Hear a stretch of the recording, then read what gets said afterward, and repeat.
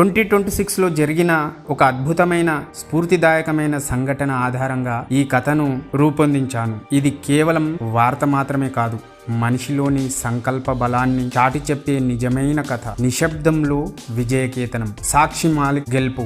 సంఘటన ఏమిటంటే 2026 జనవరిలో జరిగిన నేషనల్ పారా స్పోర్ట్స్ ఛాంపియన్షిప్ లో ఒక అద్భుతం జరిగింది. పుట్టుకతోనే వినడం మరియు మాటలు రాకపోవడం ఉన్న 19 సంవత్సరాల సాక్షి ఎవరు ఊహించని విధంగా స్వర్ణ పతాకాన్ని సాధించింది. కథాంశం ఏమిటంటే, సాక్షి ఒక మారుమూల గ్రామానికి చెందిన అమ్మాయి. ఆమెకు ఆటలంటే చాలా ప్రాణం.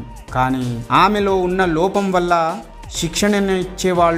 శిక్షణ ఇవ్వడానికి నిరాకరించారు. నువ్వు విజిల్ శబ్దాన్ని వినలేవు, ఇక పరుగు ఎలా మొదలు పెడతావు అని ఆమెను వెక్కిరించేవారు. కానీ ఆమె మాత్రం వెనుకడుగు వేయలేదు. ఆమె శబ్దాన్ని వినడం మానేసి నేల మీద పడే స్పందనలను, వైబ్రేషన్స్ ను గమనించడం మొదలుపెట్టింది. పరుగు పందెం మొదలయ్యేటప్పుడు గన్ పేల్చినప్పుడు వచ్చే ఆ స్వల్ప ప్రకంపనాన్ని తన పాదాలతో గుర్తించడం నేర్చుకుంది. 2026 జనవరి ఫైనల్ రేసులో అందరూ విజిల్ కోసం ఎదురు చూస్తుంటే ఆమె మాత్రం నేల ఇచ్చే సంకేతం కోసం వేచి చూసింది. సిగ్నల్ రాగానే చిరుతపులిలా దూసుకుపోయింది. ఒక్క సెకనులో 100వ వంతు తేడాతో ఆమె గెలిచింది. స్టేడియం మొత్తం చప్పట్లతో మారుమోగుతుంటే ఆమెకు ఆ శబ్దం వినిపించలేదు.